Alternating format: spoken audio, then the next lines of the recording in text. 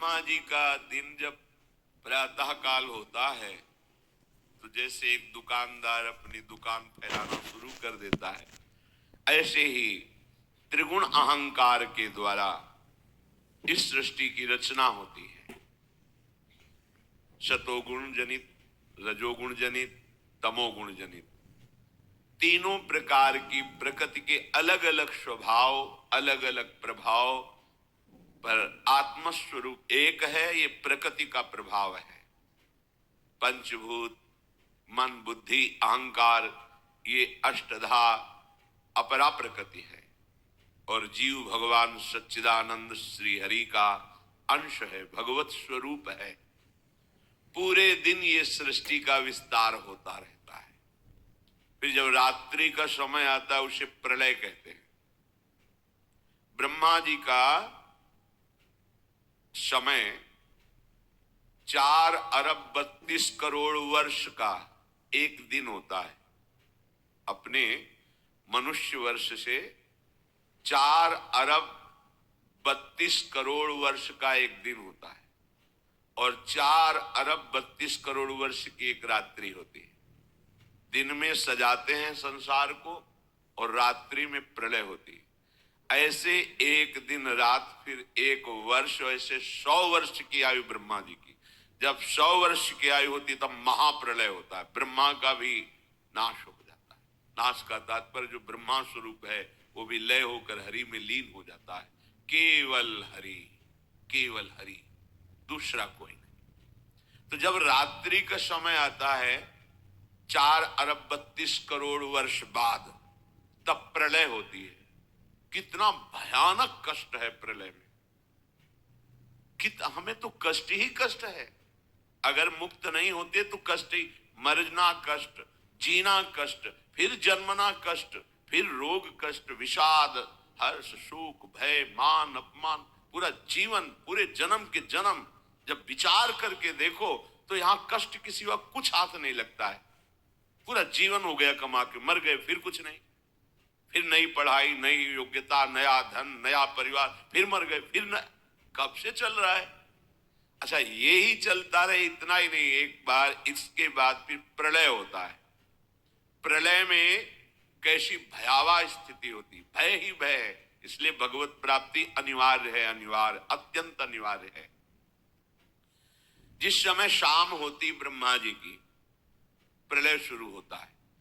धातु पपलो आसन्ने व्यक्तम द्रव्य गुणात्मकम अनादि निधन कालो हव्यक्तायापकर्षति शतवर्षा हृणावृष्टिर् भविष्यत्युल्बणा भुवि तत्कालोपचितोष्णार्को लोकास्त्रीन प्रतिपिष्यति।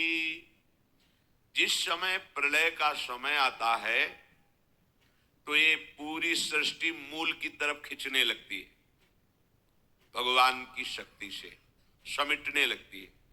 उस समय 100 वर्ष तक एक बूंद पानी नहीं बरसता। 100 वर्ष तक सूखा पड़ता है। शतवर्षा अनावृष्टि, 100 वर्ष तक एक बूंद पानी नहीं, तो पृथ्वी का सारा पानी सूख जाता है।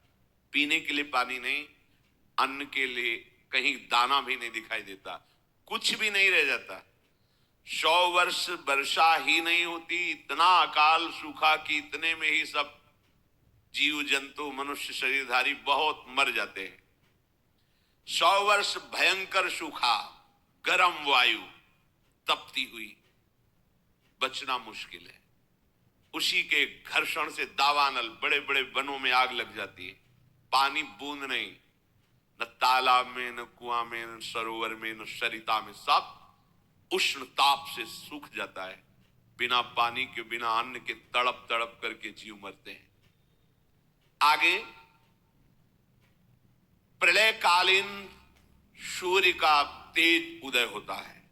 100 वर्ष सूखा के बाद सूर्य से तीनों लोकों में अग्नि की वर्षा होने लगती है।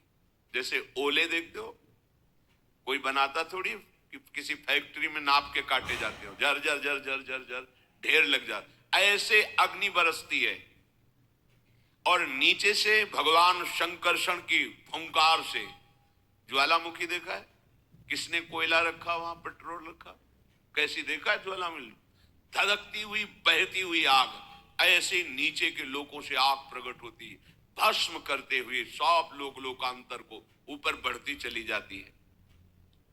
ज्वालामुखी देख के हृदय कांप जाएगा।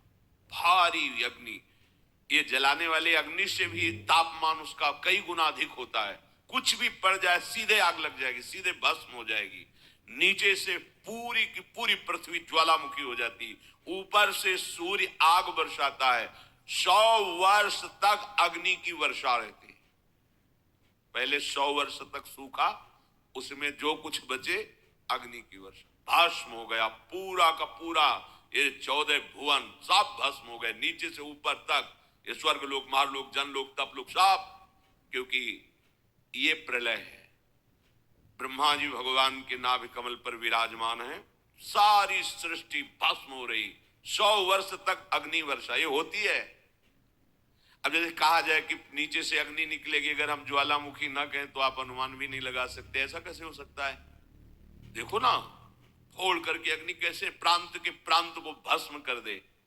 और वहां एक जगह से निकलती है पहाड़ों में, या पूरी पृथ्वी ज्वालामुखी हो जाती है। जगह जगह से अग्नि भगवान शेष के फुंकार से, और ऊपर से भयानक अग्नि तपती हुई बरसती है। जैसे ओले बरसते हैं ऐसे अग्नि बरसती है। लोगों को तपाने वाली भगवान शेषनाग के मुंह से निकलती हुई प्रचंड लपटें नीचे के लोगों से जलाना प्रारंभ करती हुई इतनी ऊंची बढ़ती हैं कि समस्त ब्रह्मांड को भस्म कर देती है। भगवत प्राप्ति अनिवार्य है। अगर ये सुनकर के तुम्हें भय नहीं लग रहा तो भगवान की माया ने विशेष जकड़ रखा है। कहां हम जाएं? एक ही जगह है, भगवान की शरण। हमारी कितनी दुर्गति है, हम सोच नहीं पा रहे। कब मर जाए कोई पता नहीं, कोई हमारा मित्र पता नहीं। हम जिसे मित्र समझते हैं वो धोखा दे रहा है, वो शत्रुता का कार्य कर रहा है। जिसे हम सगे संबंधी वो सब स्वार्थ में। कौन है मेरा, क्या है मेरा? विचार करोगे तो अभी भयभीत हो जाओगे। और भयभीत होना मंगल है, क्योंकि जो शभीत आवा शरणाई रखियो ताहि प्राण की नाई। यदि भयभीत होकर भगवान की शरण में चले जाओ तो भगवान जैसे अपने प्राण बहुत दुलारे होते हैं, ऐसे शरणागत का दुलार श्री भगवान करते हैं। एकमात्र हमारे बचने का उपाय भगवान के वचन से समझ लीजिए। वो कह रहे मामेव ए प्रपद्यन्ते माया में ताम तरन्ते। केवल मेरी शरण हो जाओगे तो मैं बचा लूंगा, नहीं तो इस भव समुद्र से बचना बहुत कठिन है। बड़ा दुखदाई है, अभी समझ में नहीं आ रहा, बड़ा दुखदाई है। कार में बैठे बैठे मुस्कुराते हुए पूरा परिवार जा रहा है, अंदर से पता नहीं क्या हुआ, कार में आग लग गई, सब भून गए पूरा परिवार। प्रतिपल भय, प्रतिपल दुख, प्रतिपल अशांति, मृत्यु हमारे सिर पर सवार रहेगी जब तक भगवान नहीं मिल जाते। यही अवसर है, मनुष्य जन्म में आप भगवान को प्राप्त कर सकते हो। इस छोटी सी आयु में, छोटे समय में, बिना प्रयत्न के भगवान की प्राप्ति आपको हो जाएगी यदि शरणागत हो जाओ, हृदय से शरणागत हो जाओ। भगवान से भी कृपालु हमारी लाडली जो है, बचा लेंगी, सब दुखों से बचा लेंगी। निकुंज में किसी भी महाप्रलय की अग्नि का प्रवेश नहीं होता, चिदानंद धाम है। किंचन मात्र माया पवन का प्रवेश नहीं है, ब्रह्मा के द्वारा रचित नहीं है, शेष भगवान के फण पर नहीं है, चिदानंद धाम है। वहां हमें बुला लेंगे श्री जी, और वहां बुला के लेंगे। हम पहुंच चुके हैं, बस सावधान हो जाए, पीछे न लौटे। तो हम आ गए हैं, श्री जी के दरवाजे पे आ गए हैं। और जो इस द्वार पे पड़ रहता है वो फिर निहाल हो जाता है। महारानी जी के द्वार पे आ गए। घर पे इसलिए नहीं कह रहे अंदर कि अभी नेत्र खुले नहीं है तो तुम देख नहीं पा रहे हो, कहोगे कहां श्री जी हैं। तो अभी दरवाजे पे आ गए, इतना विश्वास कर लो। और निरंतर रसिकों की आज्ञा में रहो, एक कदम भी आज्ञा के विमुख न रखो, तो बिना किसी प्रयास के तुम्हें श्री जी की प्राप्ति हो जाएगी। पक्का मानो, बिना प्रयास के। बस तुम्हारे अंदर एक धारणा बन जानी चाहिए, अब आज्ञा के बिना हमारा कदम नहीं बढ़ेगा। अब जो ही कहें करें हम सोई, बस इसके परिणाम स्वरूप लाडली जी आपको कृपा करके अपने निकुंज में बुला लेंगी, जहां माया का प्रवेश ही नहीं है। ये सब मायाकृत सृष्टि का प्रलय होता है।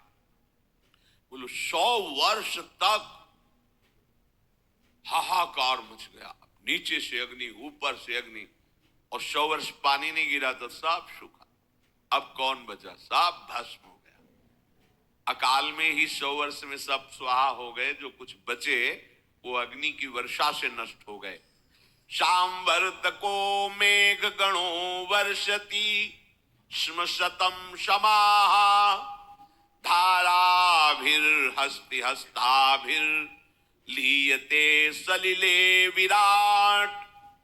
100 वर्ष अग्नि के बाद फिर प्रलयंकारी मेघ, जिनको शांवर्तक कहते हैं, वो हाथी की सूंड के समान धारा बरसाते पानी की। 100 वर्ष तक निरंतर धाराभिर हस्ति हस्ताभिर लीयते सलिले विराट, हाथी की सूंड के बराबर बूंदे नहीं, धारा, पूरी सृष्टि जलमग्न। ये पूरा विराट ब्रह्मांड जल ही जल हो गया, कुछ नहीं बचा, केवल जल। नीचे के लोगों से लेकर ऊपर तक केवल जल ही जल। पहले सूखा में नष्ट, फिर आग की वर्षा में सब भस्म, फिर जल ही जल। उस समय ब्रह्मा अपने ब्रह्मांड को छोड़ करके उस कमल पर विराजमान होते जो भगवान के नाभि में विराजमान है। ये रात्रि हुई, ब्रह्मा जी की, सो गए, सब नष्ट हो गया। वायु पृथ्वी की गंध को खींच लेती, जिससे वो पृथ्वी भी नहीं रह जाती, वो जल रूप हो जाती है। और वही वायु जल के रस को खींच लेता है, तब जल अपने कारण अग्नि में समा जाता है और अग्नि को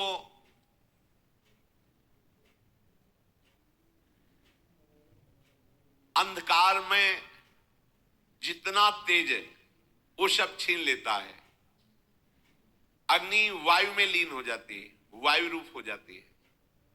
वायु की शक्ति को, प्रवाह को आकाश छीन लेता है, वो आकाशमय हो जाती है। तदनंतर ईश्वर आकाश के गुण शब्द कारण कर लेता है, तो तामस अहंकार में लीन हो जाता है। इंद्रियां, बुद्धि राजस अहंकार में, मन सात्विक अहंकार में, ये महाप्रलय हो गया। अब कुछ नहीं बचा। जब पूरी ब्रह्मा जी की आयु हो जाती है तो अहंकार महातत्व में लीन हुआ। महातत्व मूल प्रकृति में, मूल प्रकृति ब्रह्म में, अब केवल ब्रह्म बचा। न ब्रह्मा बचे, न ब्रह्मांड बचा, सब नष्ट हो गया। महाप्रलय। प्रलय रात्रि ब्रह्मा की, महाप्रलय ब्रह्मा का विनाश। ये सृष्टि स्थिति संहार करने वाली भगवान की अचिंत्य माया है। ये रहट जैसे चलता है ऐसे चलती रहती, कभी दिन कभी रात, कभी प्रलय, कभी सृजन और कभी महाप्रलय। ये बात सुनकर के बड़ा भय लगता है, कैसे निकले इस माया से। यथैता मईश्वरीम मायाम दुस्तरा मकृतात्मभिः तरन्त्यंजा स्थूल धियो महर्षि इदमुच्यताम। हे महर्षियों, ये माया की बात सुनकर तो बड़ा डर लग गया। यही शास्त्र का प्रभाव होता है, संतों का प्रभाव होता है कि जिस डर में तुम सुखी होकर खेल रहे हो, उसमें वास्तविकता का तुम्हें भान हो जाए और भाग पड़ो भगवान की तरफ। एक महान लाल स्वामी हुए हैं पूर्व में, तो पहले ब्याह के लिए जाया जाता था तो राजकुमार की तरह अस्त्र शस्त्र पूरा। जब ब्याह के लिए पाग बांध करके गए और भावर का समय आता है तो उस जो विद्वान पाणी ग्रहण संस्कार कराने के लिए गए थे पंडित जी, उन्होंने कहा लाल जी सावधान। तो उनका सावधान का मतलब, बोले अब आप पाणी ग्रहण संस्कार करने जा रहे हैं भावर, अब आप गृहस्थ बंधन में बंधने जा रहे हैं, उनके कुछ नियम हैं। वर की तरफ से कुछ 7 वचन, लड़की की, बड़ा शास्त्रीय विधान रहता था। तो अभी हम बंधे नहीं हैं, नहीं, अब भावर फेरने जा रहे हो, पाणी ग्रहण संस्कार होगा, आजीवन के लिए तुम्हें ये बंधन स्वीकार किया करना पड़ेगा। जो ब्याह, वल्लभ शंका लगी है, उनका नहीं, पाणी ग्रहण के बाद बोले अब लगी है तो लगी, पहले अच्छा पहले बाथरूम की व्यवस्था नहीं थी, बाहर ही तो दूल्हा है तो 1-2 लोग गए, उनका भाई लघु शंका तो कर ले, बस वो शंका निवारण के लिए वहीं सब अपना पाग वाग उतारा, बोले जब सावधान तो सावधान, अब क्या बंधना। बहुत बड़े संत हुए, एक बार तुम्हारी समझ में आ जाए कि तुम जिसे सुख समझते हो वो दुख में कूदने जा रहे हो, वो बंधन है। अगर गृहस्थी में भी जाओ तो हरि का आश्रय लेकर भजन करते हुए जीवन व्यतीत करो, नहीं तो बहुत दुख भोगना पड़ेगा। मरना कोई समस्या का हल नहीं है, जो अपने अज्ञानी लोग सोच लेते चलो मर जाएंगे, झंझट खत्म हो जाएगी। नहीं नहीं, ये झंझट मरने से खत्म। मरना क्या है? एक स्वप्न है, आंख खुलेगी फिर नया जन्म, फिर नया प्रपंच, फिर नया दुख। कैसे कैसे दुख है। शरीर है पर चल नहीं सकते, एक कदम भी उठाना है तो दूसरा कैसा जीवन। पूरे जीवन आंख नहीं है, कुछ देख नहीं पा रहे, कान नहीं, कुछ सुन नहीं पा रहे, जवान नहीं, कुछ बोल नहीं पा रहे। खाने की व्यवस्था है, लीवर फेल हो चुका है। लीवर बढ़िया है, भोजन की व्यवस्था नहीं। देखो ना, भोग भोग रहे हैं, तृष्णा बढ़ रही है, कामना बढ़ रही है। तृष्णा कामना से पीड़ित होकर अधर्म आचरण किया, जेल भोग रहे, नरक भोग रहे। क्या है ये प्रपंच? जरा कभी पर विचार करने का समय कहां देती माया। वो तो प्रवाह में बस बहाए चली जा रही। बड़े भाग्यशाली जन हैं जिनको सत्संग मिलता है, शास्त्र स्वाध्याय मिलता है और विचार करने का अवसर मिलता है। प्रश्न हुआ कि जिन्होंने मन को भोगों में फंसा रखा है, मन पर विजय नहीं प्राप्त की, इंद्रियों को विषयों से विलग नहीं किया, शरीर में अहम बुद्धि रखते हैं, वो इस प्रबल माया से, प्रचंड माया से कैसे मुक्त हो सकते हैं? कोई उपाय है? जिनका मन वश में नहीं हुआ, जिनकी इंद्रियां भोगों में लगी, शरीराभिमानी हैं, हम सब इसी कोटि के हैं। देख लो ना, बातें चाहे जितनी बनाओ, शरीर को हम अपना स्वरूप मानते हैं, मन इंद्रियों के भोग को हम अपना सुख मानते हैं। कितना बड़ा अज्ञान है। इंद्रियां भोगों को भोग रही हैं, मन भोगों का संकल्प करवा रहा है, शरीर चेष्टाएं कर रहे हो, फंस आप रहे हो। आप कहीं भी नहीं है भोग में, पर फंस आप रहे हो। यही माया फंसाए है। आपको किसी भी भोग की आवश्यकता नहीं, आप चिदानंद सुख स्वरूप हैं। ये भुला देना ये माया कार्य है, और ये स्मृति आ जाना भक्ति का कार्य है, ज्ञान का कार्य है। गीता सुनने के बाद नष्टो मोहा स्मृति लब्धा, अपने स्वरूप की स्मृति आ गई, भगवत स्मृति जागृत हो गई। तो इनका कैसे माया से मोक्ष हो सकता है? जो शरीराभिमानी हैं, मन निग्रह नहीं किया, इंद्रियों के भोगों में जो रमण कर रहे, तो बोले पहले विचार करना चाहिए। विचार शब्द सबसे पहले आया है। अच्छा, ये विचार कहां से प्रकट होता है? ये विवेक से होता है। विवेक से विचार होता है। बुद्धि तो बेकार की बात है। यही तो हमें फंसाया है बुद्धि। यही तो निश्चय करती, इसमें नहीं उसमें सुख है, वहां उस पद में सुख है, उस संपत्ति में। यही तो बेईमानी कर रही बुद्धि। अब बुद्धि के ऊपर कोई बैठे तब समझ में आए, वो है विवेक। और ये विवेक केवल साधु संग से मिलता है। बिन सत्संग विवेक न होई, और सत्संग केवल भगवत कृपा से मिलता है। ये आपके प्रयास से नहीं, आपके भाग्य से नहीं है। बिन सत्संग विवेक न होई, और राम कृपा बिन सुलभ न सोई। सत्संग मिल गया, मानो हमारे ऊपर भगवान की विशेष कृपा हो गई। अब इस विशेष कृपा में विवेक जागृत होता है, फिर उससे विचार होता है। कहते विचार करके देखे कि ये जो स्त्री पुरुष का आकर्षण है, अनादिकाल से ये चला आ रहा है, प्रकृति का पुरुष के प्रति आकर्षण।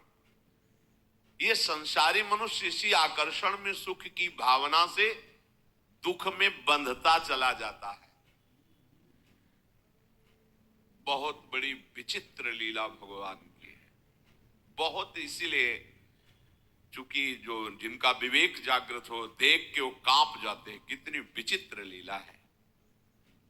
किसी एक जगह साधक रहते थे, भ्रमण के समय की बात है। दोष दृष्टि मत करना, माया का प्रभाव ही ऐसा है। अगर आप चूक करेंगे तो आप चले जाएंगे, हम चूक करेंगे तो हम चले जाएंगे। चूक नहीं होनी चाहिए। चूक का मतलब आज्ञा उल्लंघन, शास्त्र आज्ञा उल्लंघन, गुरु आज्ञा उल्लंघन, ये चूक है, ये आपको ले जाएगी। भक्तों के संग से ऐसी घनीभूत भक्ति, घनीभूत जिनमें कहीं भी पोलापन नहीं है, ठोस, घन कहते हैं ठोस को। अगर घनीभूत भक्ति है तो भक्तों की कृपा से जागृत होती है। भक्तों की कृपा का स्वरूप उनके वचनों के अनुसार चलना। अगर घनीभूत भक्ति नहीं, उसमें पुलापन है, तो फिर गिरने के चांस है। एकांत जंगल में वो रहते थे, पूरे आश्रम में अकेले, 2, 4, 10 लोग दिन में आ जाते थे शाम के।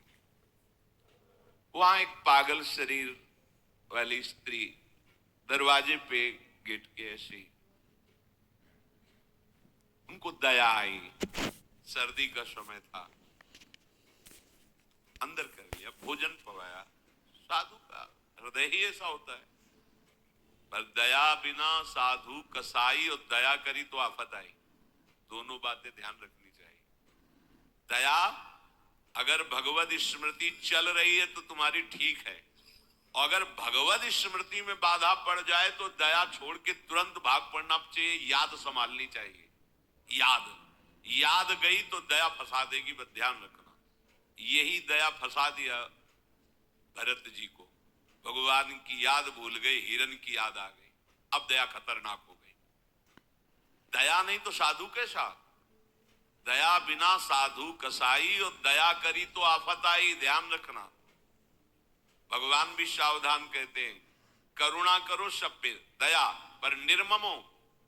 निर्मम होकर ममता नहीं होनी चाहिए। अगर ममता हुई तो चूक हो गई, फिर तो गए। अब उनको ऐसा करना चाहिए, कंबल दे देते, भोजन दे देते, उसको विदा कर देते, पर ऐसा नहीं हुआ। त्रुटि हो गई। धीरे धीरे वो वहीं रहने लगे। कुछ समय बाद मार्ग भ्रष्ट हो गए, भागना पड़ा वहां। ये क्या? किसी भी रूप में माया शक्ति है।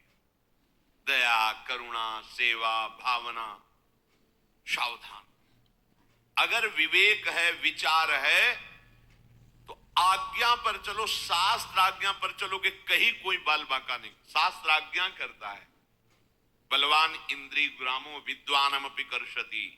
इंद्रियां बड़ी बलवान हैं, बड़े बड़े ज्ञानियों को, विद्वानों को भी विषयों में फंसा देती हैं। इसलिए परस्पर प्रकृति पुरुष के आकर्षण से उपासक जो बचने के लिए चला है, उसे एकांत में कभी संभाषण या किसी भी तरह की एकांतिक वृत्ति परस्पर आकर्षण वाले शरीर के साथ स्वीकार नहीं करनी चाहिए, नहीं तो बंध जाएगा।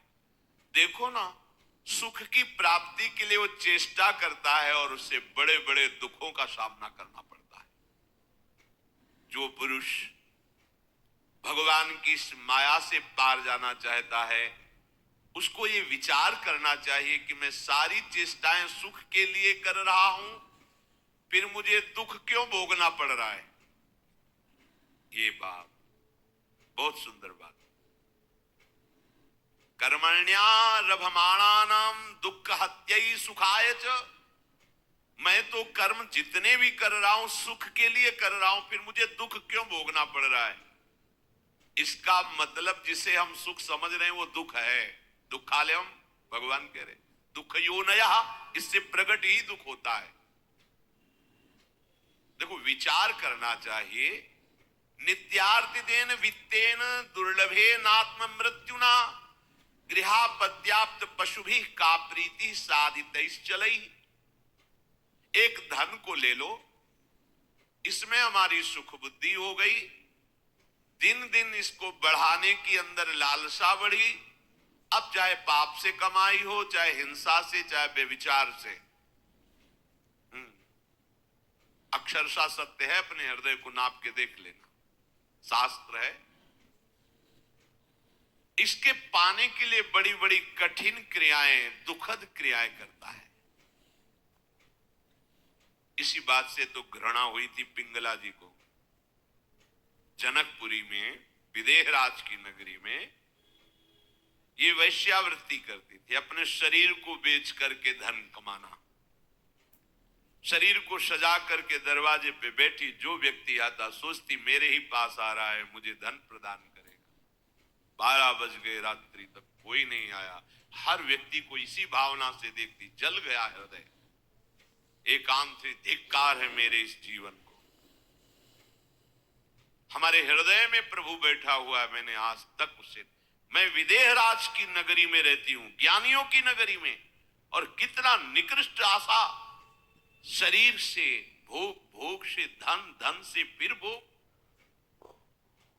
अब नहीं, देखो इतनी महान हो गई कि भगवान दत्तात्रेय जी ने 24 गुरुओं में एक गुरु पिंगला जी को भी माना। और चतुरासी जी जैसे रस समुद्र ग्रंथ में, वाणी जी में महाप्रभु ने पिंगला का उदाहरण दिया। यह जो एक मन बहुत ठौर करी, कही कौने सच पायो, जहां तहां विपत्ति चार जुगती लो, प्रगट पिंगला गायो।